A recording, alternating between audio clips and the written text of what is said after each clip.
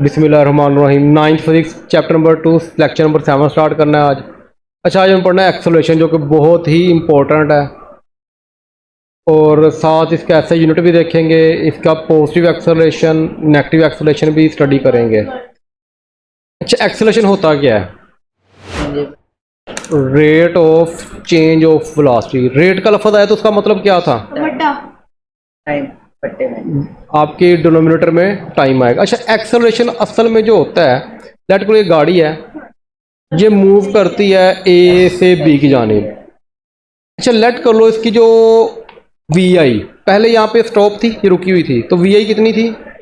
0। We आई का मतलब internal speed. हाँ, इनिशियल वेलोसिटी। इनिशियल का मतलब पहली वेलोसिटी। क्या मतलब है? पहली स्टार्ट वाली, उसको हम क्या बोलते हैं? Initial velocity. जब ये यहाँ से यहाँ तक गई तो उसकी वेलोसिटी लेट कर लो, उसने कुछ ना कुछ डिस्टेंस या डिस्प्लेसमेंट कवर किया, डिस्प्लेसमेंट कवर किया, और उसकी जो आखिर वाली वेलोसिटी कितनी हो गई? 25 मीटर पर सेकंड। इसको हम बोलते हैं वी एफ। एफ का मतलब फाइनल वेलोसिटी। एफ का मतलब क्या होता है? Final velocity. यहाँ तो समझ आ गई बात की। यानी कि इसके अंदर स्टार्ट में वेलोसिटी कुछ और होती है, और कुछ टाइम गुजरने के बाद, आफ्टर सम टाइम गुजरने के बाद उसकी वेलोसिटी चेंज हो जाती है। यहाँ पे मैं ये भी कह सकता हूँ कि चेंज इन वेलोसिटी। क्या वर्ड बोला मैंने? Change in velocity. वेलोसिटी में जो चेंज होता है, वेलोसिटी में जो तब्दीली आती है, जो इमरान खान नहीं कहते तब्दीली आ नहीं रही, तब्दीली आ गई है, तो वो एक्सेलरेशन ही था। वो अपने सारे जो लोग थे उनको क्या करता था? एक्सेलरेट करता था, उनकी एनर्जी बढ़ाता था। अच्छा, एक्सेलरेशन का मतलब है change in velocity, rate of change of velocity. Rate का मतलब बटे में टाइम है, और चेंज का मतलब Imran Khan. Change of velocity यानी कि वेलोसिटी में चेंजिंग क्या कहलाएगी? आपका यानी जब भी वेलोसिटी में चेंजिंग आएगी, आसान कर देता हूँ, और जब भी वेलोसिटी में चेंज आएगा तो हमेशा एक्सेलरेशन पैदा होगा। ये बस इतनी सी बात ध्यान में रखो। जब भी पहलवान जी, जब भी वेलोसिटी में चेंज आएगा तो क्या पैदा होगा? एक्सेलरेशन। अच्छा चलो, मेरी एक बात बताओ, यहाँ पे वेलोसिटी कितनी है? अच्छा, अगर यहाँ पे मैं 25 कर दूँ और वी एफ भी 25, तो कितना एक्सेलरेशन पैदा होगा? 0। एक्सेलरेशन पैदा होगा? क्यों नहीं पैदा होगा? वो 80 स्पीड। चेंज ऑफ वेलोसिटी नहीं है, वेलोसिटी में तब्दीली, वेलोसिटी एक जैसी है। जहाँ पे वेलोसिटी एक जैसी होगी वहाँ पे एक्सेलरेशन पैदा नहीं होगा। इतनी सी बात समझ में आ गई है।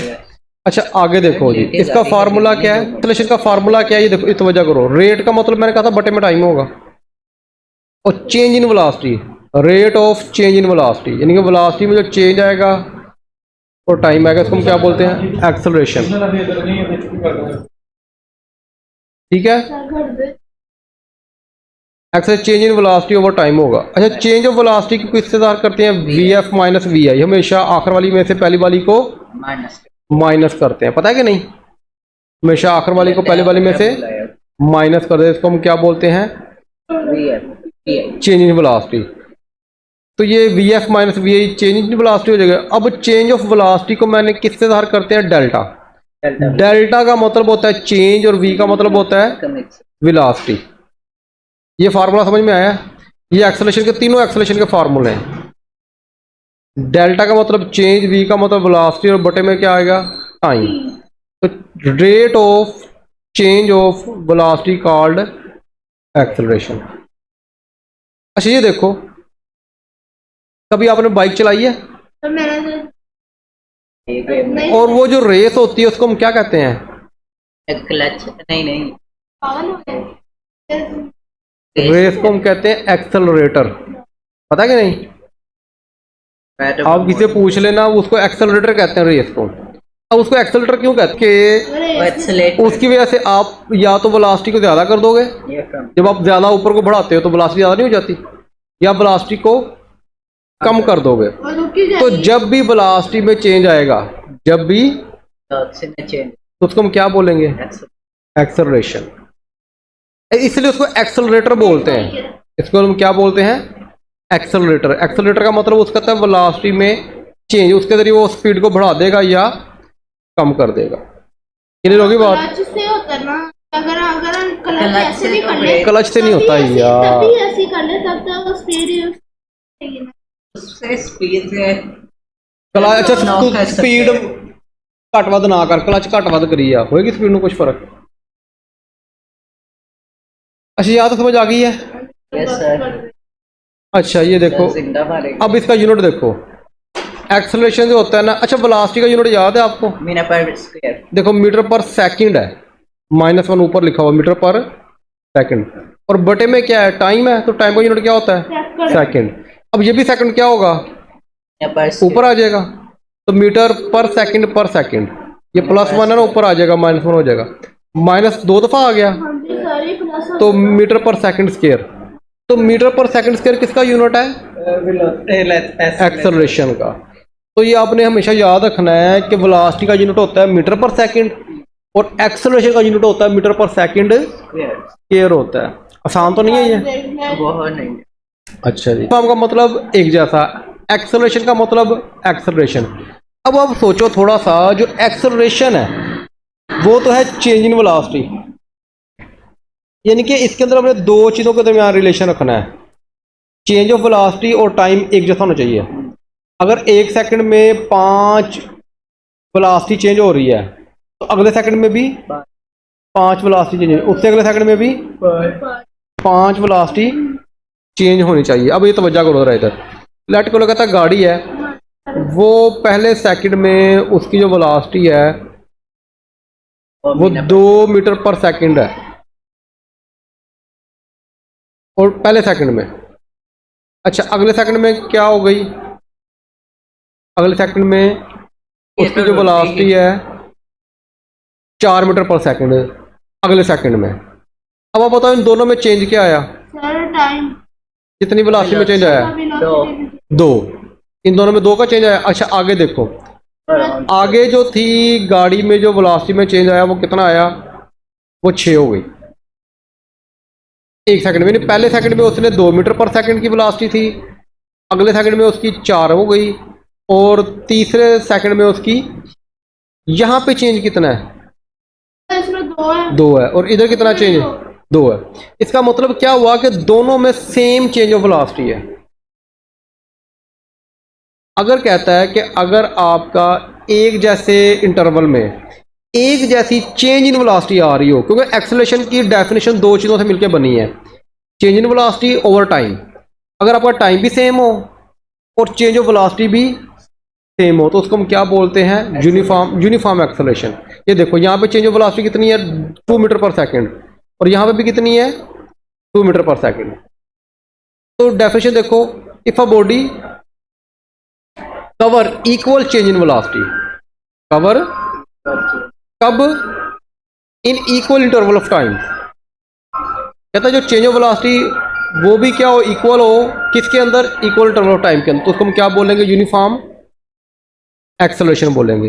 A body has uniform acceleration if it has equal change in velocity in equal interval of time. A body has uniform acceleration if it has a equal change in velocity in equal interval of time, however short the interval may be। बेशक वो वक्फे कितने ही छोटे क्यों ना हो, बेशक 1 घंटा हो, 1 मिनट हो, या 1 सेकंड ही हो, ठीक है। आसान तो नहीं है यूनिफॉर्म एक्सेलरेशन, बहुत ज्यादा नींद तो नहीं आ रही, शक्ला तो लग रहा है मेरे तारे। अच्छा ये देखो, ये बड़ा मजे का है। अच्छा एक्सेलरेशन होते हैं 2 तरह के, एक होता है पॉजिटिव एक्सेलरेशन, एक होता है नेगेटिव एक्सेलरेशन। ये मूव करती है इस पॉइंट से इस पॉइंट की जानिब। अच्छा पहले जिस तरह आप एग्जांपल लो, स्टेशन पे गाड़ी खड़ी है, तो जैसे ही स्टेशन पे कोई गाड़ी, रेलगाड़ी खड़ी है, जैसे वो चलना शुरू करती है तो उसकी वेलोसिटी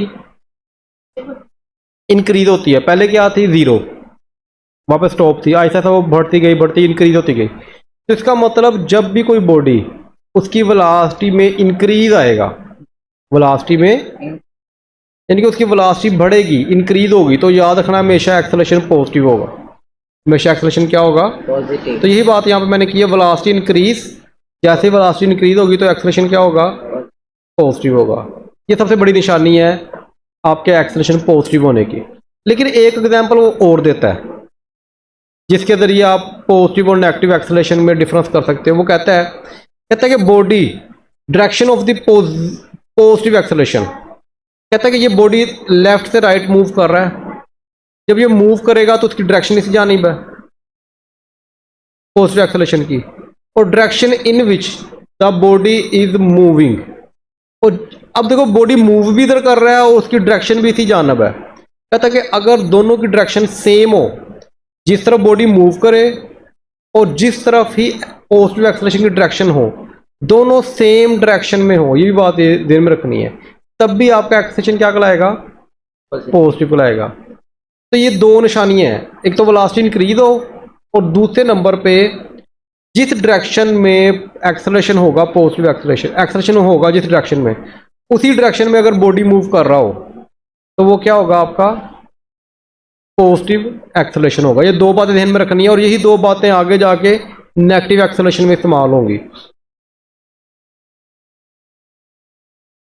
अच्छा, डिसेलरेशन या रिटार्डेशन, डिसेलरेशन या रिटार्डेशन। अच्छा ये देखो, तवज्जो करो, अब अगर एक गाड़ी कोई चलती है, आगे कोई रुकावट है, जिस तरह आप सिंपल एग्जांपल दो कि एक रेलगाड़ी है वो स्टेशन की तरफ आ रही है, पहले उसकी स्पीड बहुत ज़्यादा पीछे, लेकिन जैसे स्टेशन पे आगे उसे रुकना है तो उसकी वेलोसिटी क्या होती जाएगी, कम करना शुरू हो जाएगी। पार्ट तो नहीं, स्टेशन है पहले ही स्टेशन के पास आगे जब उसने रुकना है तो उसकी वेलोसिटी कम होती जाएगी और कम होते होते होते जीरो हो जाएगी। तो इसका मतलब जब किसी भी बॉडी की वेलोसिटी कम हो रही हो तो इसका मतलब वो नेगेटिव एक्सेलरेशन होता है। वो हमारा क्या होता है, नेगेटिव एक्सेलरेशन। बंदा घूमता है। चलो ये बात की बात है। अब ये बॉडी मूव करती है तो इसकी वेलोसिटी आगे कम होते होते यहाँ पे बहुत कम हो गई है, तो इसको हम बोलते हैं रिटार्डेशन या डिसेलरेशन। इसको हम क्या बोलते हैं, रिटार्डेशन या डिसेलरेशन या नेगेटिव एक्सेलरेशन। तीन नाम है इसके, बोर्ड में ये किसी भी नाम से आ सकता है। इसको डिसेलरेशन भी बोलते हैं, रिटार्डेशन भी बोलते हैं और नेगेटिव एक्सेलरेशन भी बोलते हैं।